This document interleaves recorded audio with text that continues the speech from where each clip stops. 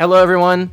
I want to thank Nathan for taking over SR44 last week. I am back, so we're back together for SR45, where we are dedicated to keeping you private and secure with the latest news. This report is going to recap some of the most notable events in the last week, including DuckDuckGo's announcements to enter the desktop browser scene and email privacy perks, as well as some other cool things. There was a study conducted breaking down the most invasive companies out there. Colorado has passed the Privacy Act. Reality Winner has been set free, and much more. I'm Henry from Techlore. I am Nathan from the New Oil. And this surveillance report is brought to you by NordVPN, ExpressVPN, and PIA. We got all three sponsors on this one today. Not really. These aren't sponsored, but it'd help a lot if you donate to us through Patreon and you check out our affiliate links and all of our support methods on our website so that we never have to have sponsors and you don't have to hear bullshit VPN sponsors from us. Wouldn't that be cool? Isn't it cool how that's how things are right now? So yeah, check out our Patreon. There's also cool perks for you there as well, not just for us. This is all free for you, so definitely check it out. This week in data breaches, we're going to start off with Alibaba was the victim of a billion record data leak. On June 15th, the Wall Street Journal reported that I'm totally going to screw this up, Taobao e-commerce website, a subsidiary of Alibaba, suffered a massive data breach. 1 billion personal information records belonging to customers had been collected, and they have not been published on the internet.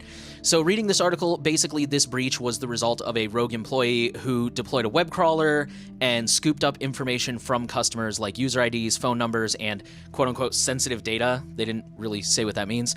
Although phone numbers, as I'm sure many of you longtime listeners know, we would consider that sensitive data. In China, it's even more sensitive data because a SIM number is used for things like internet access, like you've got to link your identity to get internet, stuff like that. So China is coming down on these guys pretty hard. I didn't write it down. I think they said they gave them 3 years. Our last data breach, this is actually an update.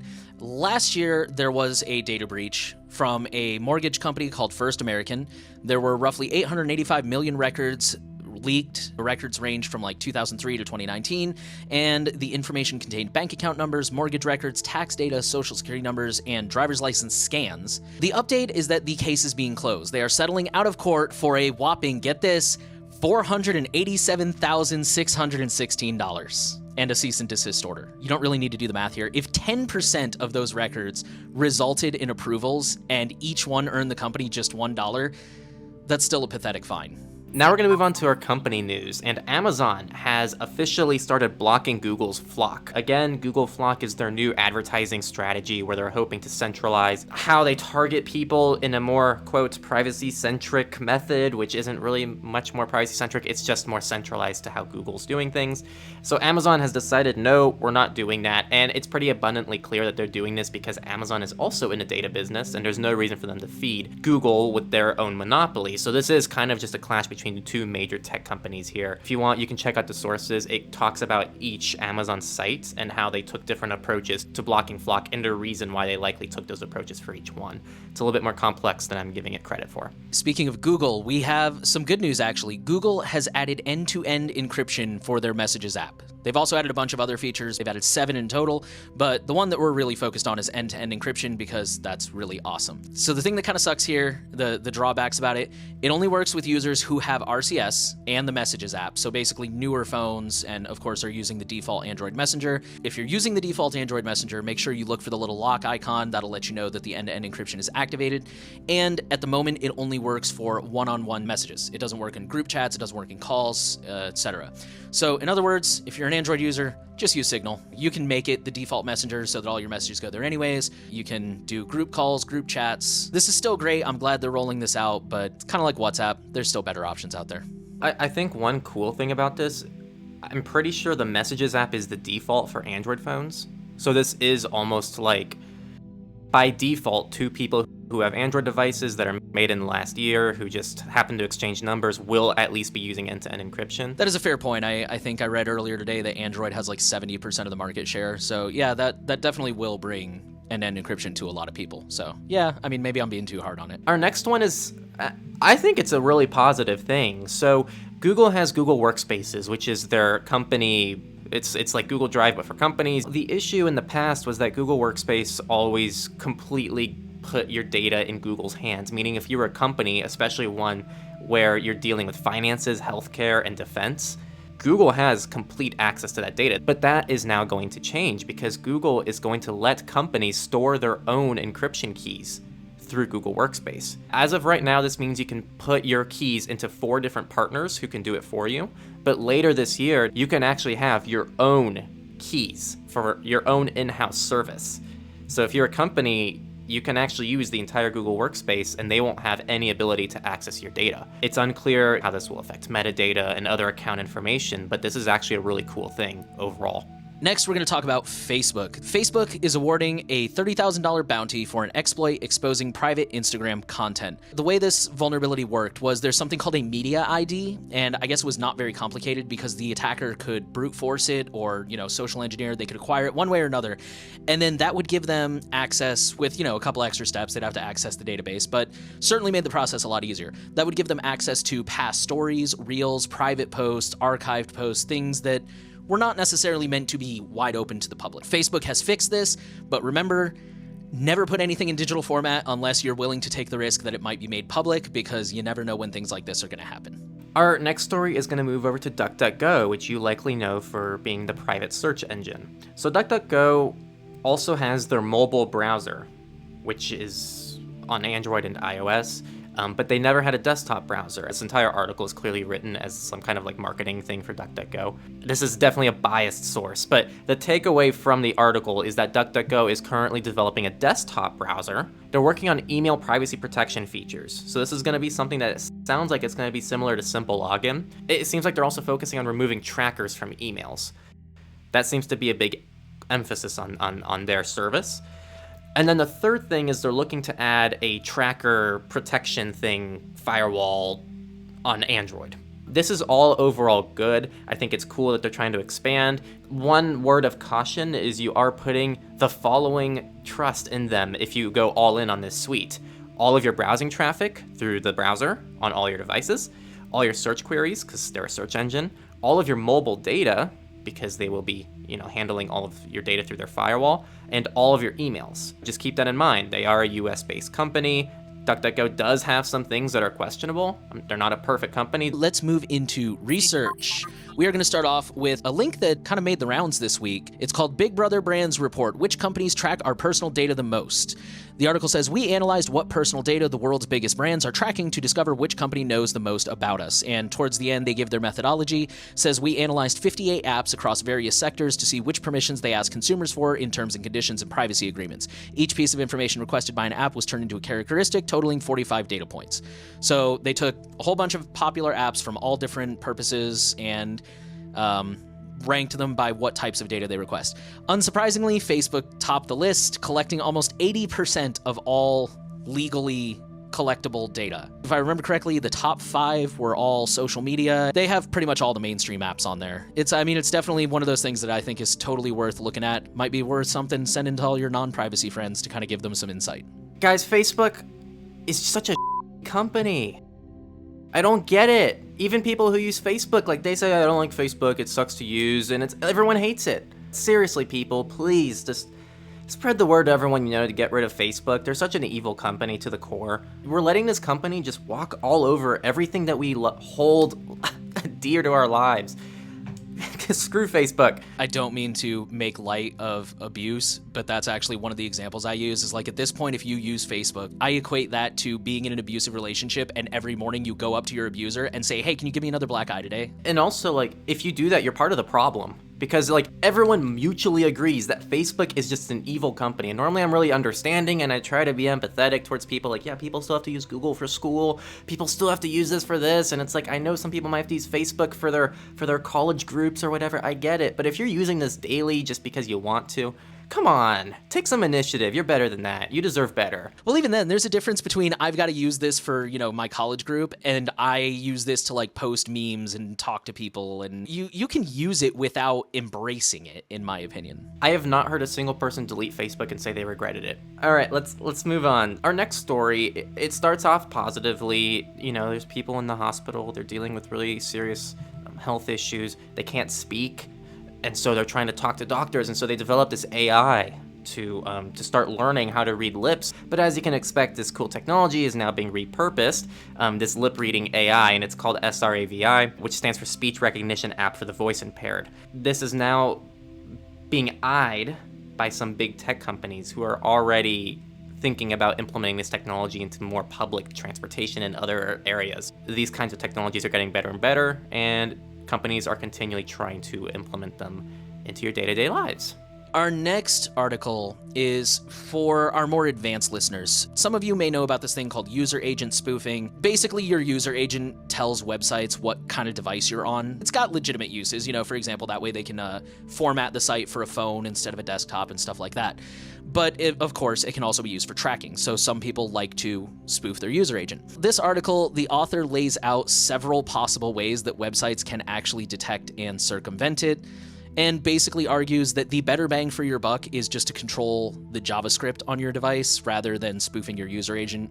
If you're one of the more advanced people who's interested in user agent spoofing, definitely give this a read. Our next article is just a really quick one I wanted to share. So there has been a new vulnerability that affects the Peloton bikes. This attack requires physical access, but it's kind of cool because it bypasses it. I believe these Peloton bikes run on some version of Android. It actually bypasses verified boot, and it allows remote access to these devices after the physical access was achieved. There's a really cool video on the article that I recommend you watch. It has been patched, by the way, too. Our next story is about health apps. 9 out of 10 health apps harvest user data. So I'm sure most of us listening already know that. This is just kind of a reminder that apps are risky. Read the privacy policy, ask yourself if you really need them.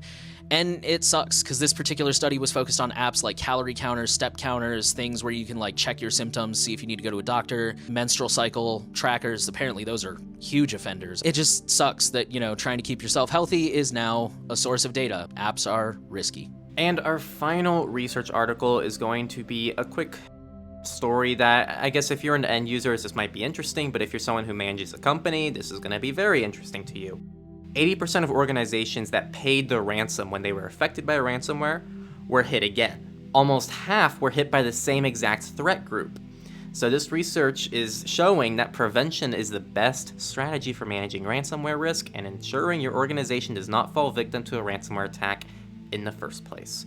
I know it's easier said than done, but we always stress the importance of managing security so you don't have to worry about this kind of stuff. Now we're going to move over into politics, and we're going to start with a good, positive, well, it's honestly kind of mixed, but it is generally a positive story. Colorado is now the third state in the US to pass a consumer data privacy bill.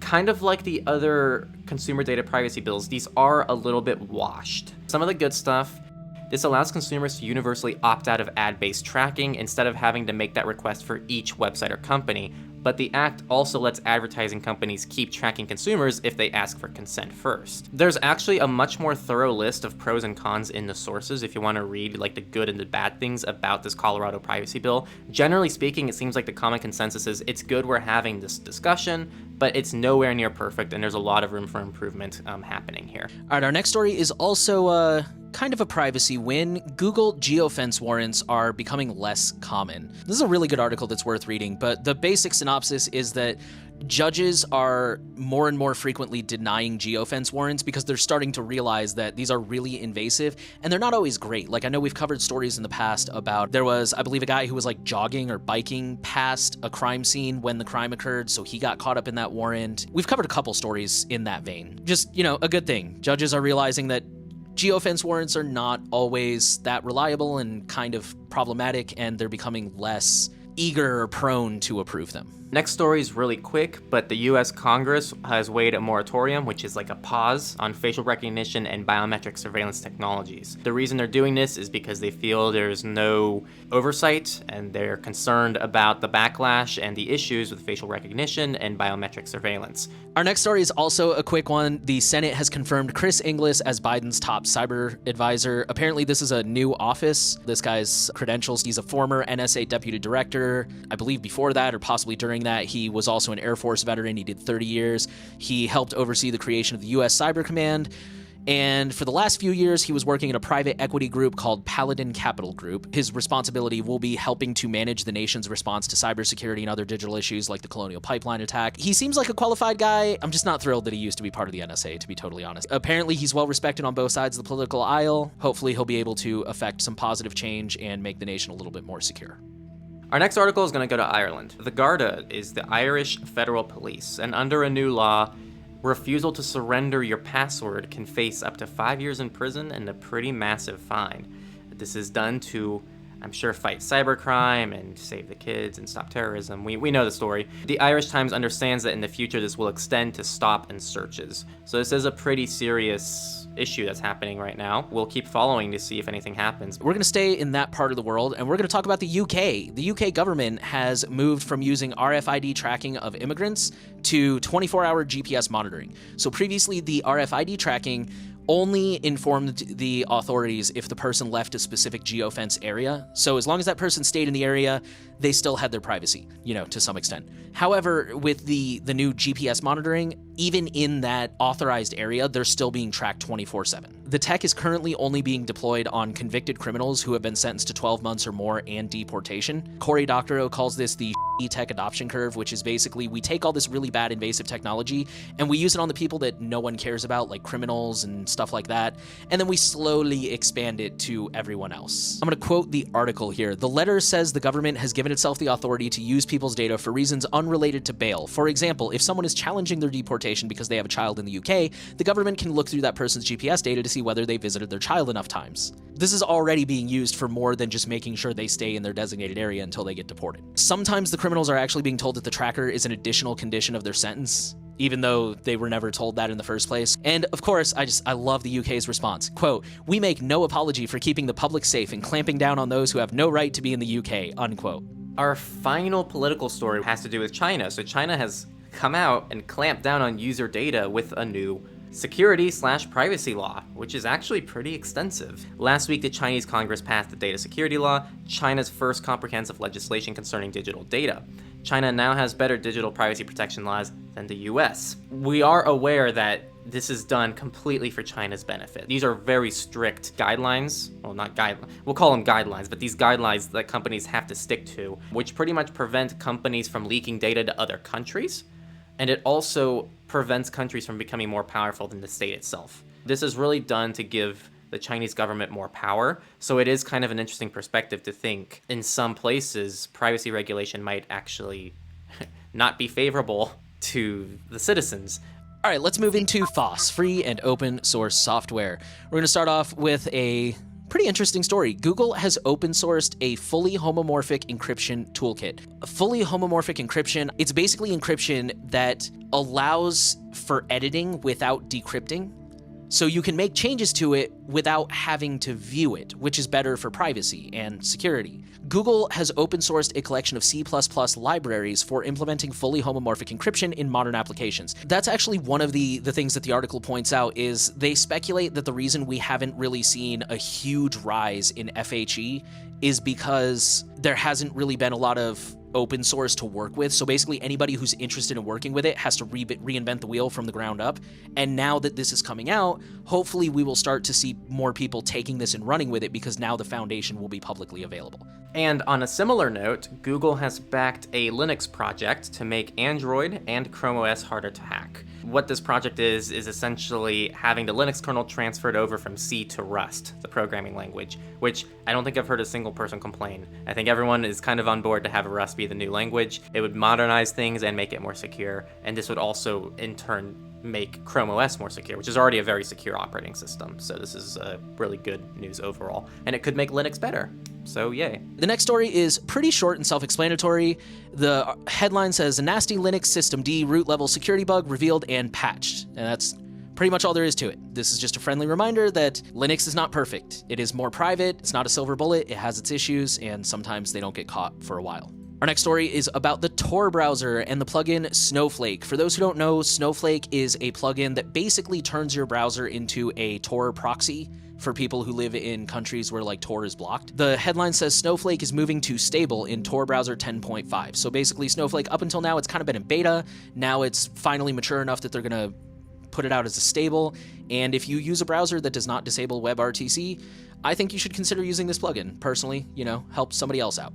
Really quick, Debian 10 has been upgraded to 10.10. And also, I missed this while I wasn't here last week, and I forgot to put it in the sources, but there is now a open source privacy-oriented dating site. It's called Alovoa. It's in the sources, so check it out. And last but not least, let's move into our Misfits section. We're going to start with a story that I personally am really excited about. NSA whistleblower Reality Winner was released early for good behavior. She was jailed in 2017 for exposing proof of Russian meddling in the 2016 elections. She's been in a military jail in Dallas ever since, but she was just released for good behavior. She still has to serve a few months of basically house arrest in San Antonio until November of 2021, and then she will be fully free.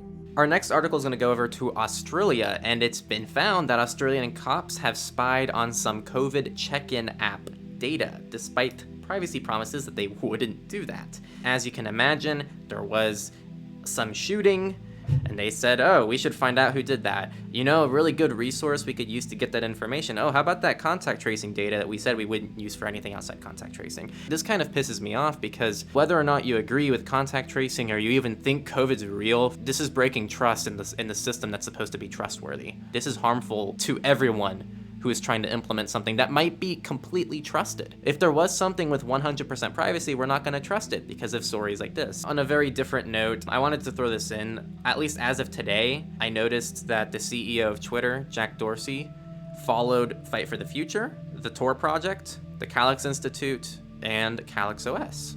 And I think that speaks to how many CEOs don't run their companies with their own personal values. I think that every major CEO of any major company probably really cares about privacy, but they're not going to run their companies with privacy in mind. Our last story this week, a new HTTP spec proposes elimination of obnoxious cookie banners. So this is from our good friends from 2 weeks ago, Noib and Sustainable Computing Labs. They're proposing this new feature. Well, it would be more like a standard or a protocol, but for wrapping our heads around it, we'll call it a feature, where you set your cookie preference in the browser. So you go to a website and it pops up with, we use cookies, which cookies do you want to allow? And the correct answer is none of them, go away. But you have to do that every time you visit a website. Well, this new spec would automatically save that preference in your browser, and then every time you go to a website, it would tell them for you, so you never even see that stupid pop-up. It'll talk to the browser, it'll be like, oh, here's your cookie preferences, cool, gone. And that was all of the news this week. So we actually had, this was a more positive week. There was some negative stuff too, but I was actually pretty happy with most of the news this week. So make sure to tune in next week. We'll see if it's just as positive or more negative. It tends to be kind of a roller coaster with these things, so we'll have to see. And again, this episode is brought to you by NordVPN, ExpressVPN, and PIA. Yeah, those 3 VPNs all decided they're going to sponsor this one report, and I'm going to list off a whole minute as to how they can protect you from every single privacy and security issue on the internet. But we're not going to do that because we don't have sponsors, and the reason why we can do that is because you guys are all wonderful, and you're joining our Patreon, and you're checking out our support methods down below, and being just great human beings, and we really appreciate that. And it helps us keep doing this, and we like doing this, and you guys like listening, so thank you. Thanks for listening to this SR45, and we'll see you next week. Make sure you subscribe, make sure to share it, and make sure to stay safe out there, and tell everyone you know to delete Facebook, because it's going to hell.